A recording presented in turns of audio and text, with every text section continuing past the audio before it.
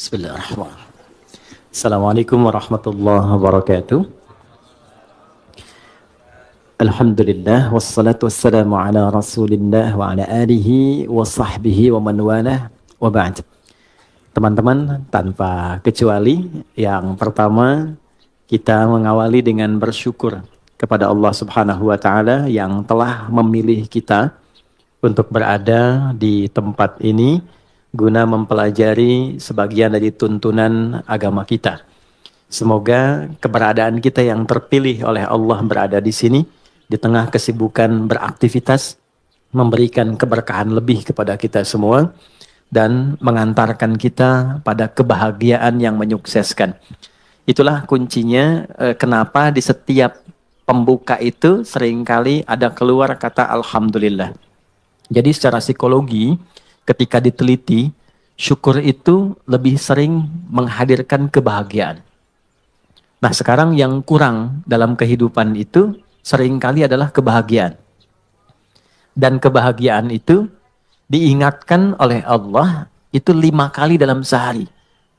Karena seringkali capaian-capaian, target-target kehidupan kita yang kita kejar itu mungkin bisa didapati, tapi boleh jadi dari setiap hal yang didapatkan belum tentu itu bisa melahirkan kebahagiaan untuk kita. Nah, kesuksesan yang melahirkan kebahagiaan itu disebut dengan falah namanya. Falah. Jadi ada falah, ada fauz, ada fariha, farah. Oke? Ini fauz nih turunannya ada faiz, fauzan, faizin. Itu artinya sukses. Ya.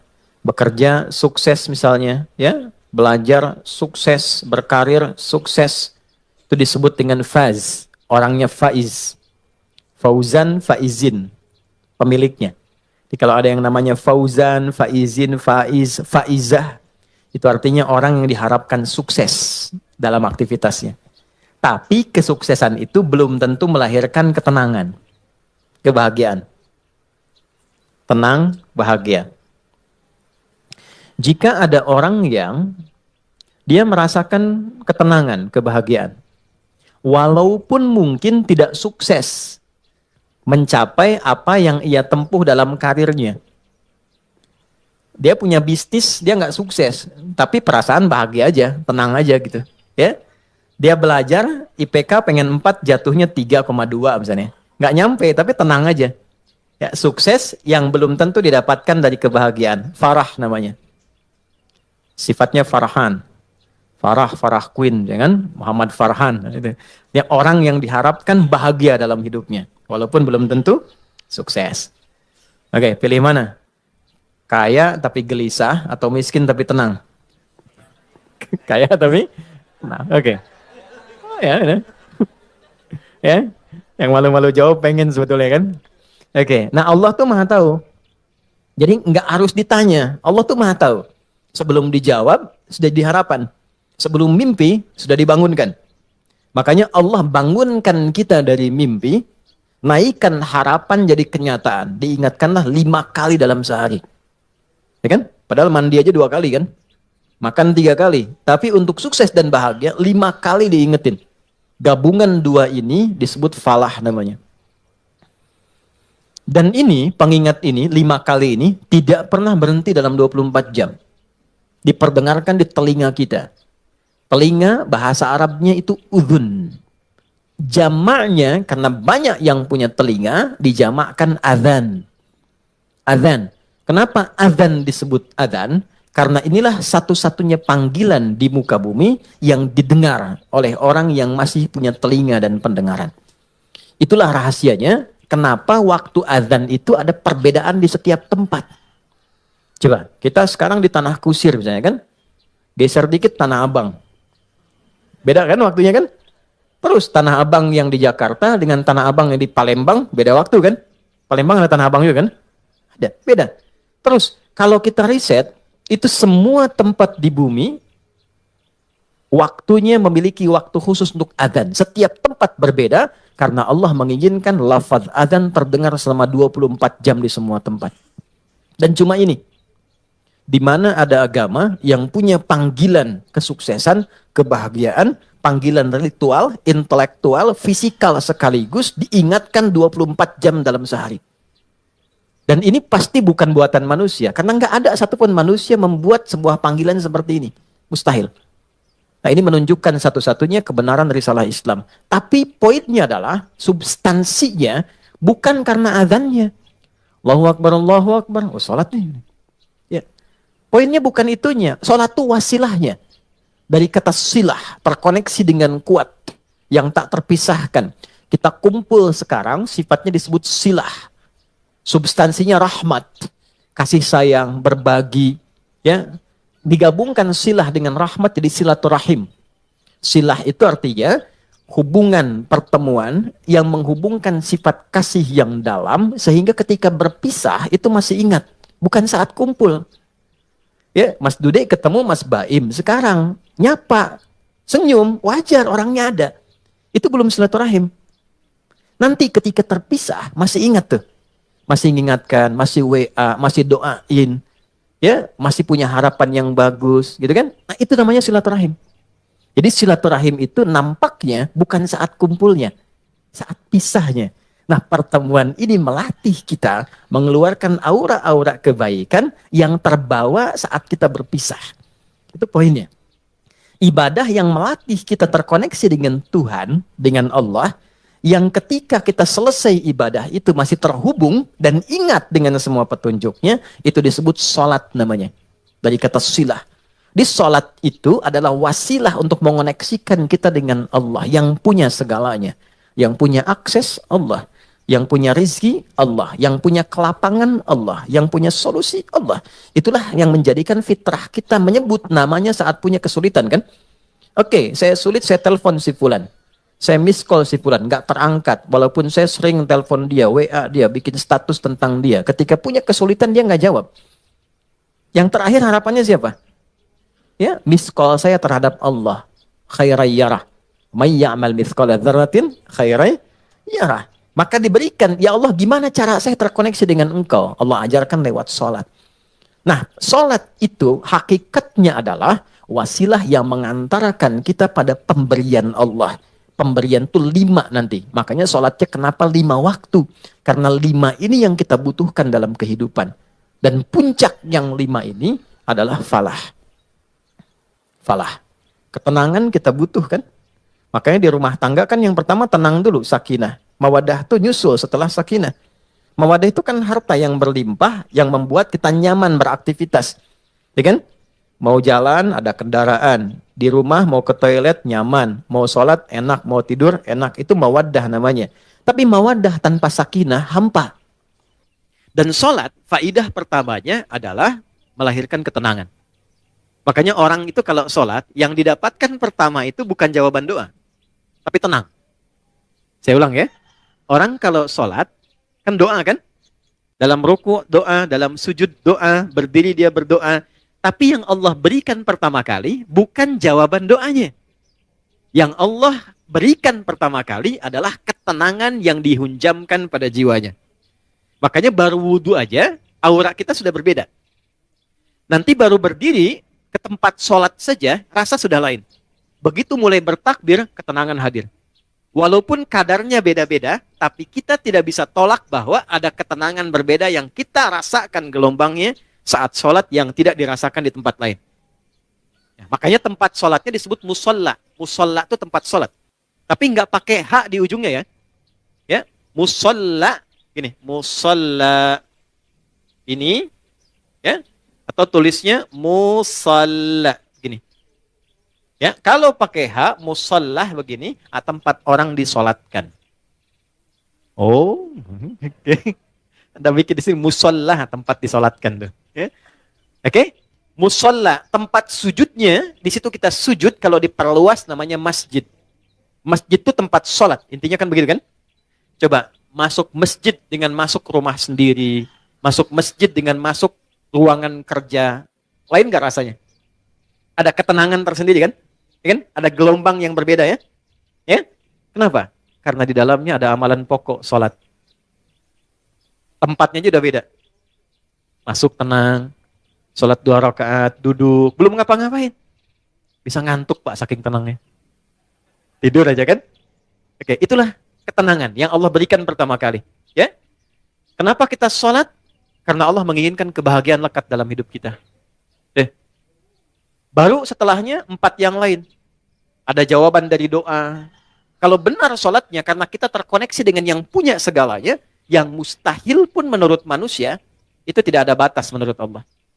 Ya, tidak ada batas menurut Allah. Banyak kisah viral dalam Al-Quran tentang permohonan yang dipanjatkan dalam sholat untuk mengabulkan persoalan-persoalan yang rumit menurut manusia. Contoh, Nabi Zakaria, pernah dengar ya? Baik ya? Nabi Zakaria, istrinya namanya Eliasobat. Dalam bahasa Latin disebut Elizabeth.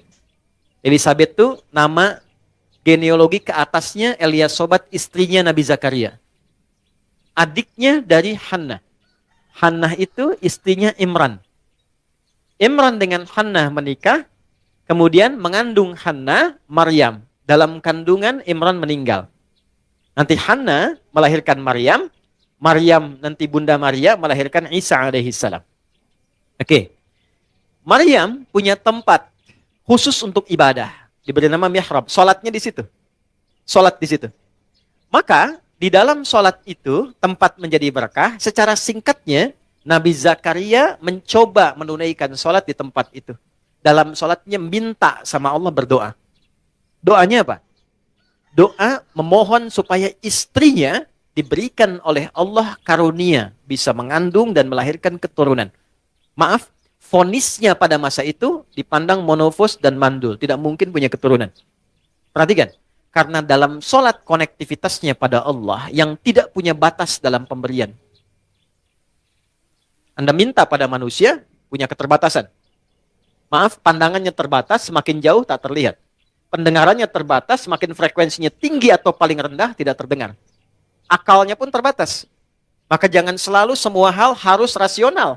Karena sepanjang punya sifat kemanusiaan pasti terbatas. Kenapa pendengaran terbatas, pandangan terbatas, akalnya nggak mau terbatas, itu yang salah. Oke, ketika semua terbatas, kita harus minta pada yang tidak punya batas. Tuhan, Allah. Makanya kalau mentok tuh pasti yang disebut Allah kan? Kalau mentok tuh pasti Allah. Kenapa? Karena kita sadar, fitrah kita menuntun, cuma ini yang tidak punya batas. Nah, Allah punya 90 sifat, 99 sifat pemberian. Allah punya 99 sifat pemberian, disebut dengan Asma'ul Husna. Quran surah 17 di ayat 110. 99 ini adalah nama khusus sesuai dengan kebutuhan kita. Jadi nggak harus semua dibaca. Butuh rizki, sebut Ya Allah, Ya Razak.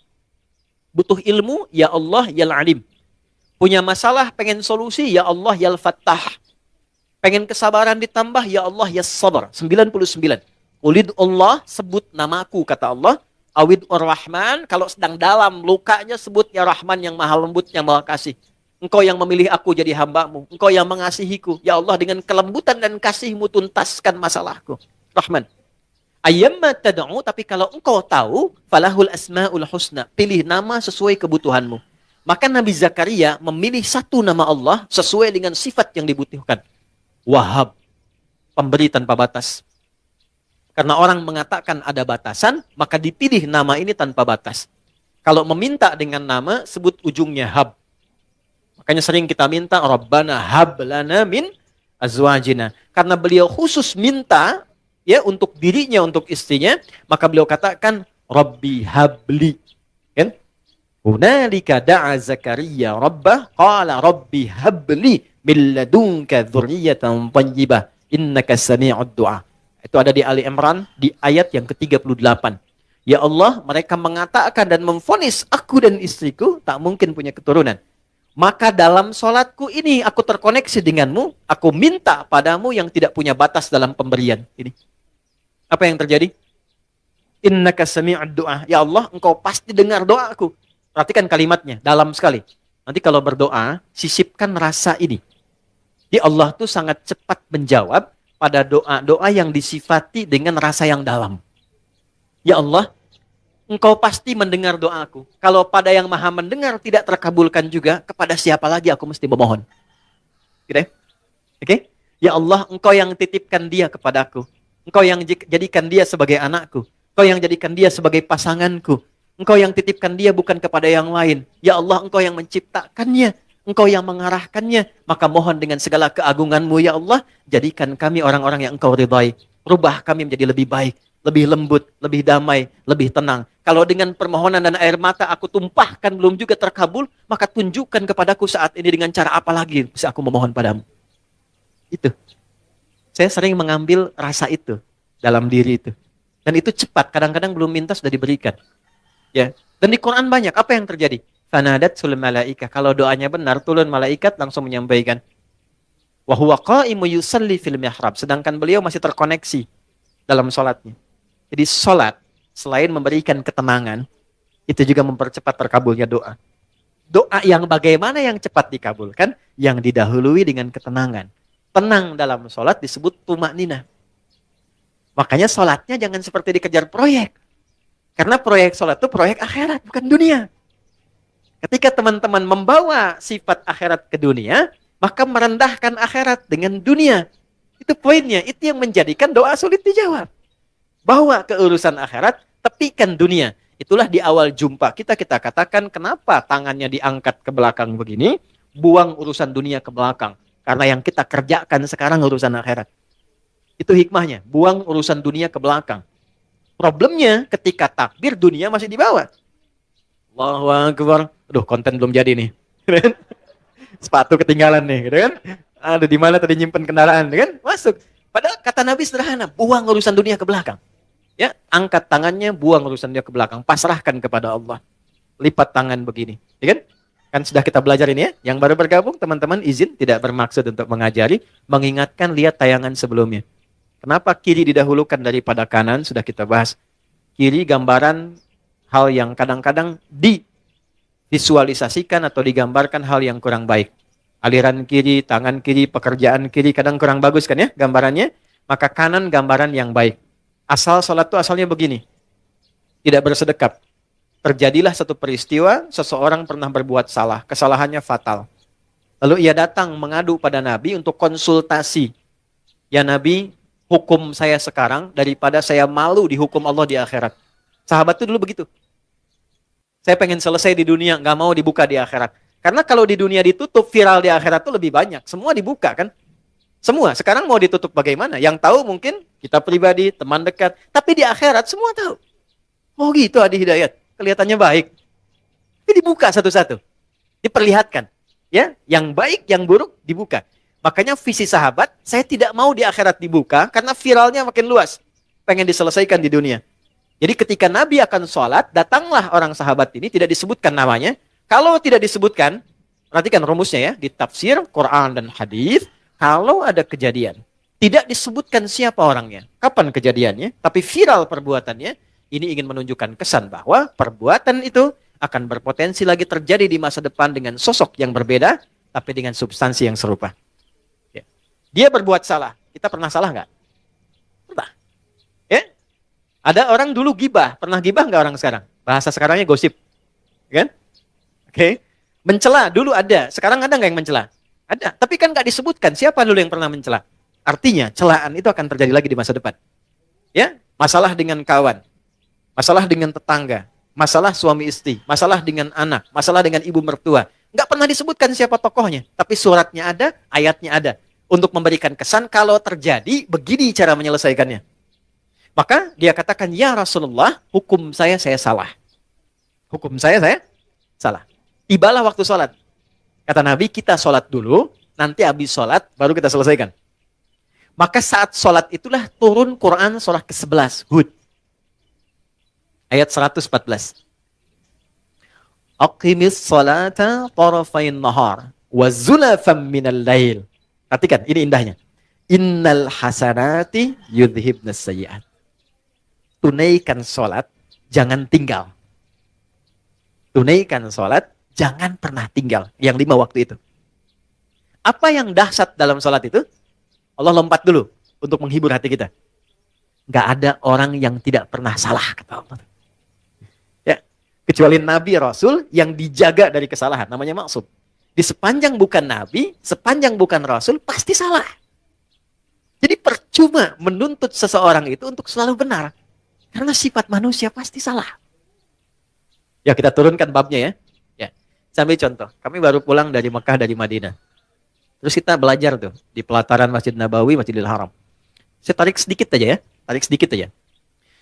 Nabi itu mengajarkan fikih parenting dengan keluarganya, itu begitu indah. Nggak ada ketegangan, nggak ada kegaduhan, dan rata-rata canda.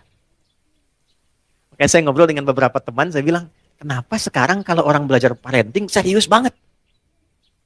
Bawaannya tegang melulu gitu. Ini kewajiban suami, ini kewajiban istri, ini neraka, ini surga. Padahal yang ditampilkan oleh Nabi, kebanyakan 85%-nya itu canda semua.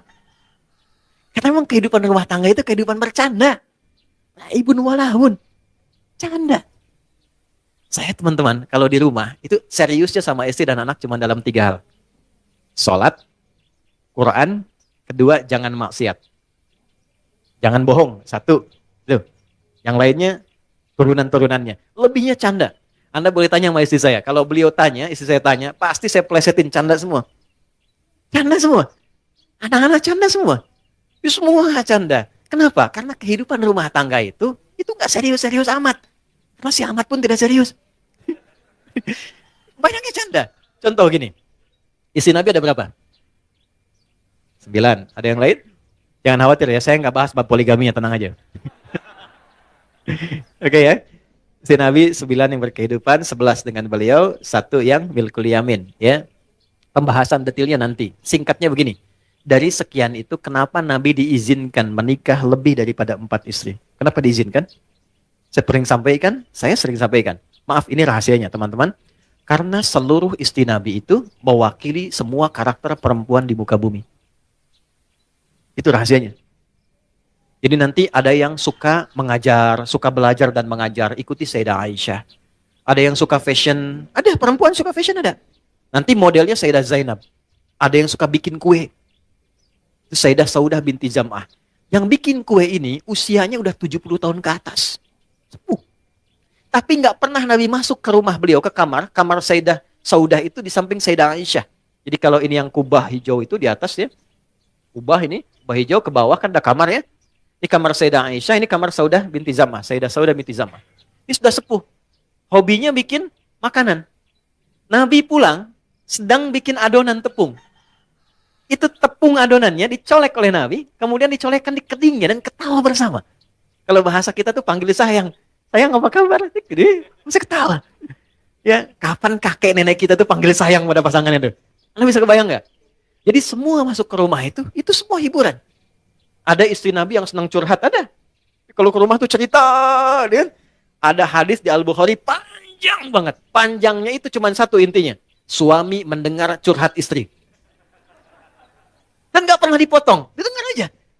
Karena tahu 8 jam ditinggal, 12 jam ditinggal itu pasti ada sesuatu yang dipendam. Jadi Nabi selesaikan dengan mendengar aja, nggak pernah dipotong, dengerin ya terus. Ya, istri kan prinsipnya cuma satu, ya. Gak pernah menginginkan suami merasa benar. Gak pernah berharap begitu. Cuman tolong pahami, merasa bersalahlah sekali gitu ya.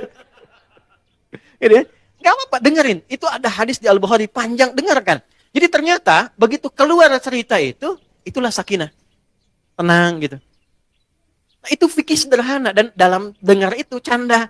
Kadang dialog, kadang canda. Makanya kehidupannya itu yang harmoni yang kita dapatkan. Gak terlalu serius. Nah, itu yang saya maksudkan, hal-hal yang kita bisa tampilkan dalam Al-Quran, dan kuncinya di mana? Sholat. Makanya semua kisah viral dari istri Nabi itu selalu menyoroti sholatnya Nabi. Itu poinnya. Di sholat tuh bikin tenang. Sholat bikin bahagia. Sholat bikin terkabulnya doa. Gitu. Bukan cuma es krim. Ustaz punya hadiah nanti. Boleh. Gini Ustaz punya hadiah. Oh, deh, nih. Bulan nanti sama matahari sekalian. Ya. Ganti ya. Iya. Nanti sama Tante Bulan bilang sama Om Matahari sekalian. Gimana? Alhamdulillah.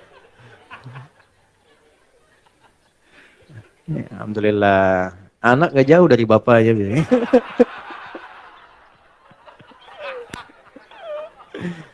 Insya Allah baik. Saya senang anak-anak. Sangat-sangat senang. Jadi saya tuh nggak pernah komplain tentang anak-anak. Apa aja. Kalau di kajian ada ini, nggak marah saya. Apa? Karena mereka belajarnya di situ. Itu poinnya. Tolong jangan marah sama anak. Pesan saya, jangan marah sama anak. Sederhana, karena mereka belum dihisab. Anda dihisab. Kan tidak lucu yang dihisab marah pada yang belum dihisab. Ya kan? Anak tuh kalau salah, Allah nggak marah karena dia sedang belajar. Plus, masa Allah yang Tuhan tidak marah pada yang tidak dihisab? Kita yang bukan Tuhan marah pada yang tidak dihisab dan kita dihisab. Gitu. Jadi kalau anak itu ada sesuatu yang berbeda, yang pertama dilakukan istighfar dulu. Karena anak hanya mendengar dan melihat apa yang dia lihat dan dia dengar. Lalu setelah itu mohonkan kepada Allah kebaikan. Biasanya kalau orang tua itu sudah memulai dengan kebaikan, itu langsung anak tanpa diminta jadi baik. Itu rumus. Jadi kalau pengen anak itu soleh, kuncinya satu. Orang tuanya memperbaiki diri menjadi baik. Itu langsung gak diminta jadi baik. Itu udah pasti. Rumusnya udah begitu. Ayatnya banyak di Quran. Ya. Naik sini lagi. Ah, ini sholat. Jadi, sholat yang baik membuat kita lebih tenang. Sholat yang baik membuat kita lebih enak berdoa. Sholat yang baik membuat kita, nah ini yang terakhir, lebih dekat pada kesuksesan dan kebahagiaan.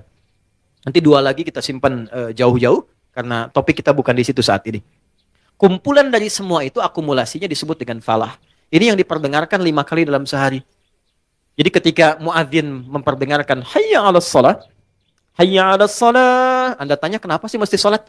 Itu sebelum bertanya, Allah langsung jawab lewat suara muadzin itu. Hayya 'alal falah. Supaya engkau bahagia. Supaya engkau sukses. Supaya engkau tenang hidupnya. Di kehidupan pribadimu, rumah tanggamu, di kehidupan sosialmu, pekerjaanmu. Teman-teman kalau mau cek, keluarkan semua ayat Quran tentang sholat, semua problemnya tuntas di atas hamparan sajadah. Ya, teman-teman yang perempuan pernah dengar Nabi Yakub nggak? Masalahnya dengan anak kan? 12 anak, kasus Yusuf kan? Itu ditumpahkannya di mana? Lihat Quran surah 12 ayat 86 itu. Di atas sajadah. Innama ashku bathi wa huzni ilallah. Aku tuh kalau punya masalah sedikit pun, yang aku tumpahkan, curhatnya, share-nya, tumpahkan di atas sajadahku, kata Nabi Yakub alaihissalam. Jadi begitu ditumpahkan, minimal ketenangan ada, walaupun solusi belum datang. Gak percaya silakan ya, punya proyek misalnya kan, belum jadi nih, ada tantangan, ada problem, bawa lewat sholat, tumpahkan di atas sajadah. Begitu keluar air mata, ketenangan tiba. Jadi tenang itu mahal, walaupun proyeknya belum tuntas, tapi ketenangan ada. Nah, dengan tenang itu ada kejernihan berpikir, kadang-kadang muncul ide baru dengan proyek yang baru yang menutup apa yang telah kita resapi sebelumnya. Ya. Di rumah tangga juga begitu.